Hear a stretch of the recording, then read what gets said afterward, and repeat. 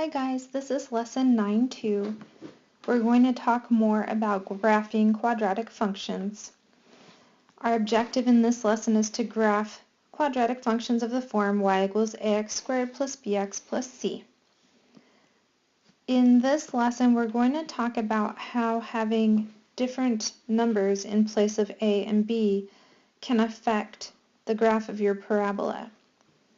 So pause the video and study these three graphs for a moment. Notice the things that they have in common and the things that are different. Alright, go ahead and look at what they said. Oops, let's undo that. I'm sorry, I was trying to move my screen. I don't know why. Let's look at what they've said here about the equation b over a. You'll notice the axis of symmetry each time ends up being -1/2 times b over a.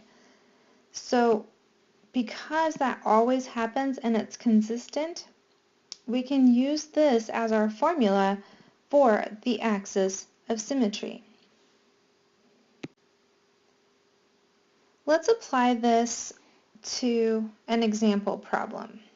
Alright, see up here in the key concept they've given us that formula again, and they've pointed out that a can't equal 0 because, oops, if it did, then we would end up with 0 in the denominator, which we just cannot have because then we would have an undefined function. So let's look at how to graph this function right here, y equals x squared minus 6x plus 4. We will always start with -b over 2a. So b is -6. See right there, -6. So we'll go ahead and put that here. And then 2 times a. Since we don't have an a visible in this problem, we can use our flashlight and see that we do have a 1 right here. So that's what that is. Alright? So this gives us +6 over +2, which gives us 3. So our axis of symmetry is x equals 3. So our axis of symmetry, x equals 3. Let me go ahead and draw my axes on here, and we'll let this be the y-axis, and we'll have this be the x-axis. So there's x and y. Alright, so we're going to go over to x equals 3 and draw our axis of symmetry. So that's this line right here.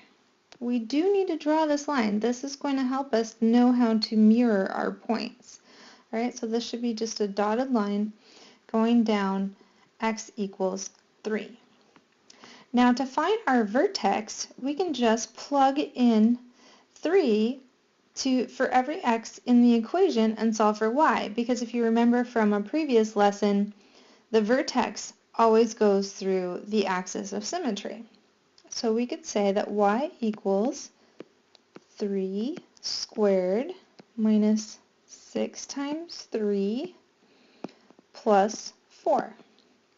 So y equals 9 minus 18 plus 4. So then y equals -5.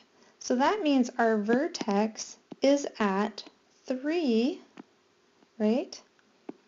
-5. So we'll go over and we'll go 3 and then we'll go down 5. So 1, 2, 3, 4, 5. I think it's right there. 1, 2, 3, 4, 5. Yep. And there is our vertex. So then we look at our a value. Remember we learned in a previous lesson, if a is positive, our parabola will smile. If a is negative, our parabola will frown. And since our a is +1, we know this parabola will smile. So we can just create a t-chart to help us find one or two values that we can just mirror on the opposite side. I didn't really leave myself much room for a t-chart. I'm going to write it right here and hope that you can forgive me for this. It's not ideal, but it will work. Alright, so let's look at what we have. I definitely don't want to choose a negative number for x because look at where our axis of symmetry is. So I think I'm going to go one left or one right of the axis of symmetry, see what happens and see if I need another point from there. Alright, I like smaller numbers, so I'm going to plug in x equals 2.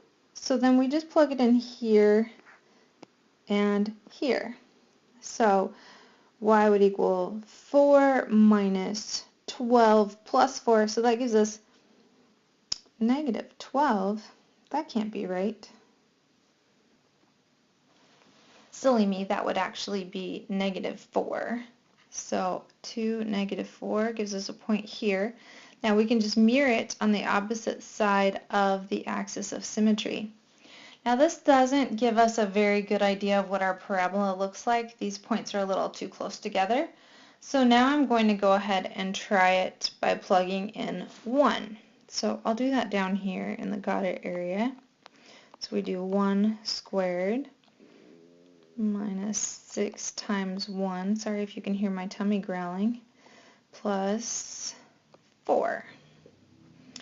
So that's really messy, I'm sorry.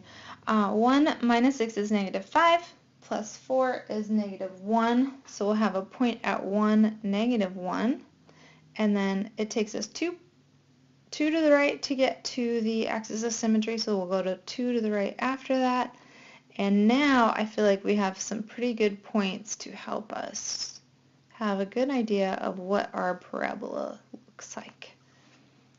All right, remember it's a U and not a V.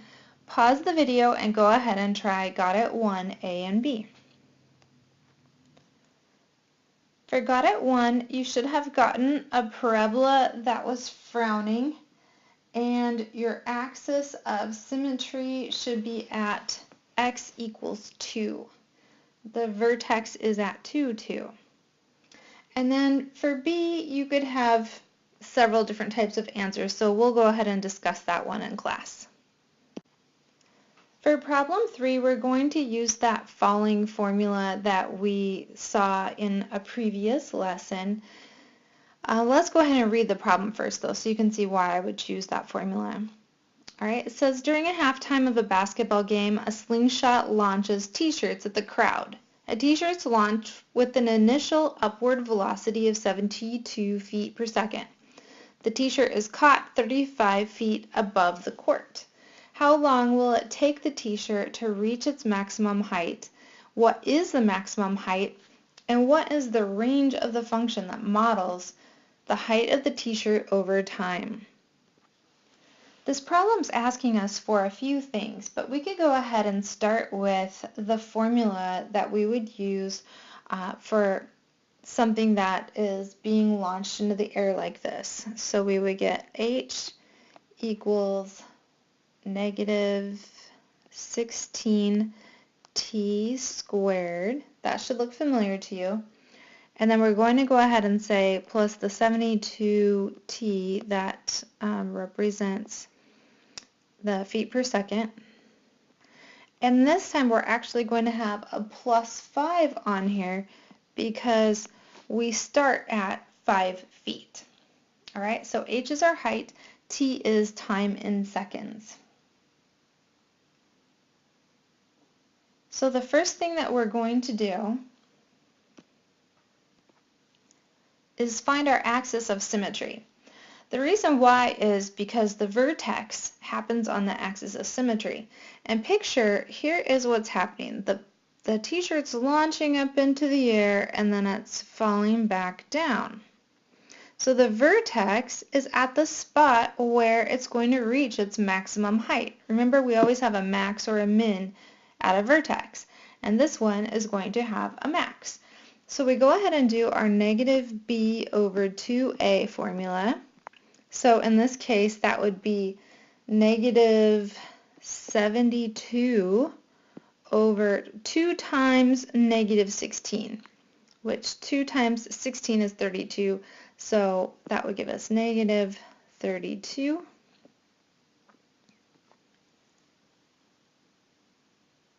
And we can simplify this to equal 2.25. Then all we have to do is plug 2.25 into the formula to find our maximum height. So let's go ahead and do that now. We'll have negative 16, 2.25 squared plus 72 times 2.25 plus 5. And you can actually type this into your calculators and you will see that we end up getting 86. So our vertex happens at 2.25, 86. The height is that y value, right? The time was this way, 2.25 seconds, and then the height is the y value. So this means that the t-shirt could go as high as 86 feet. Now we don't know where the person was sitting who caught it, so we have to say what the range is. So we would say it has to be at least 5 feet in the air because that's where we started, but it cannot go any higher than 86 because that's our max. So our range would be from 5 feet to 86 feet, and we could just go ahead and write that right like this. Pause the video and do got it 2. Okay, for got it 2, you should have gotten that it took 2 seconds, that your maximum height is 66 feet, and you should have a range of 2 to 66. Please do the problems for the lesson check. Write down any questions that you have for me so that you don't forget to ask them in class tomorrow. And we will go over the questions that you have and have a practice assignment to work on together.